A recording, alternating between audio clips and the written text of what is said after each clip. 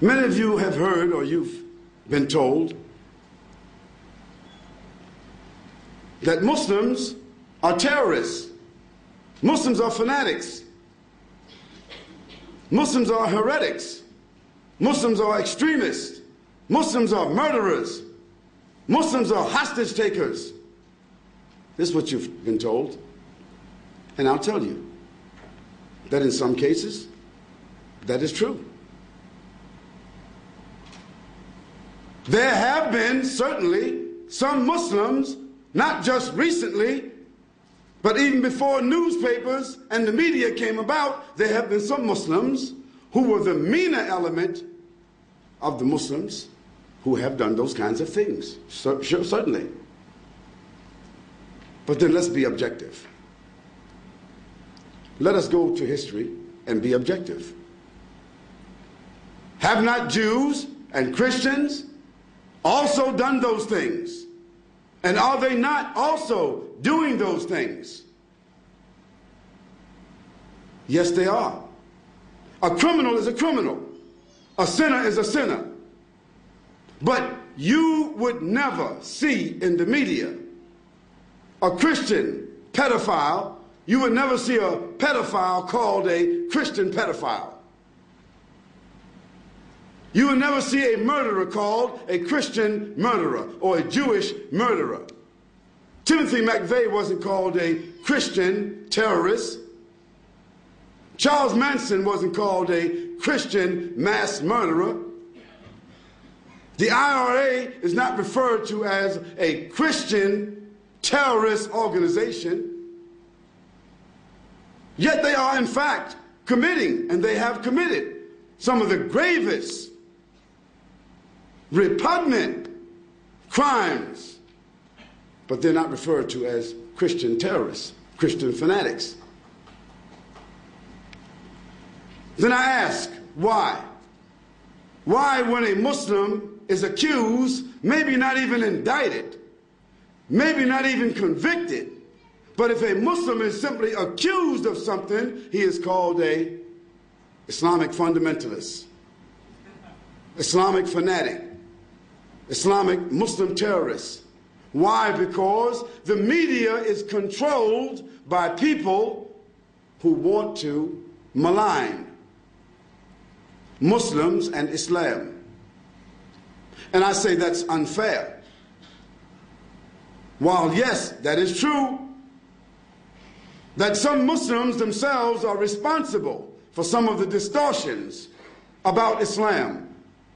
Some of the distortions about Islam, some of the misconceptions about Islam is as a result of the misbehavior of some Muslims, and that is to be fair and objective. But I think if you examine history and you ask yourself the question, who perpetuated the international slave trade that resulted in 80 million people being traded like hogs and dogs over a 400-year period of time? This wasn't Muslims, but they weren't called Christian fanatics, although certainly that was Portugal, Spain, America, Great Britain, France, all Christian countries, and collaborated with the Catholic Church.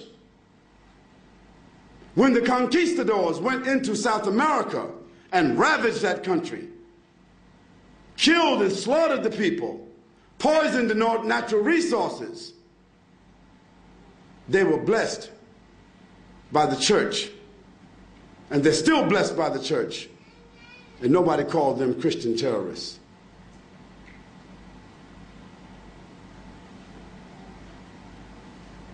When the first settlers came to this country, there were people living here, in case you don't know that.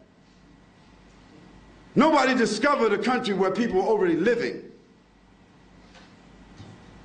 I can't come to your house and just set up home in your house and say I discovered it and put you out. There were people living here who are now called Aborigines, a very nice word, Aborigines. It's like the native Indians in America. They're called the native Indians. They're not called Americans. They're called native Indians. This is because Christopher Columbus, he sailed looking for India. And he wound up in what is now called the Americas, but the audacity and the chauvinism.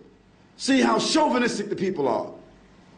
Even though they knew it wasn't India, still, how chauvinistic they are, they still call the people Indians.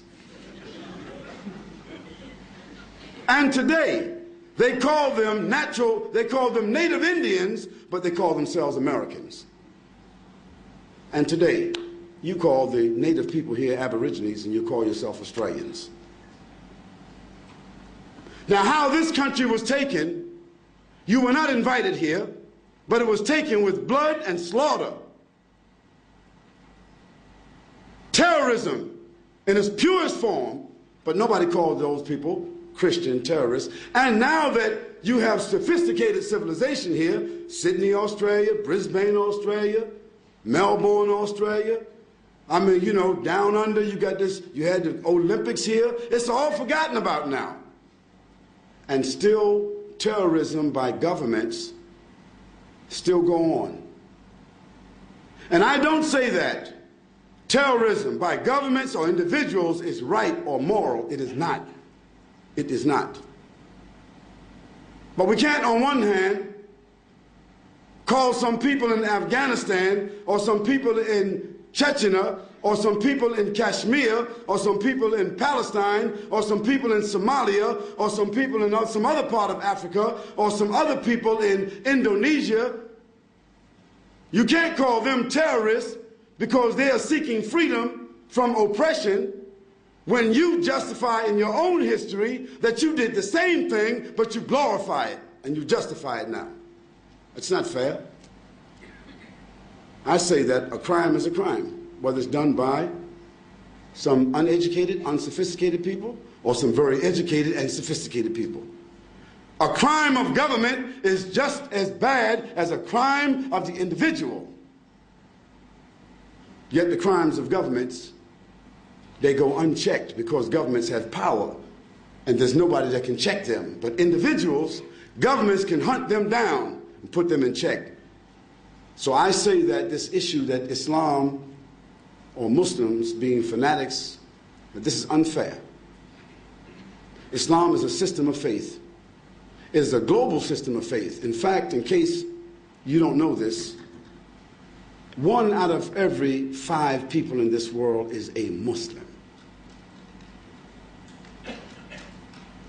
A person who submits and accepts the basis of the 5 pillars of Islam and its belief system.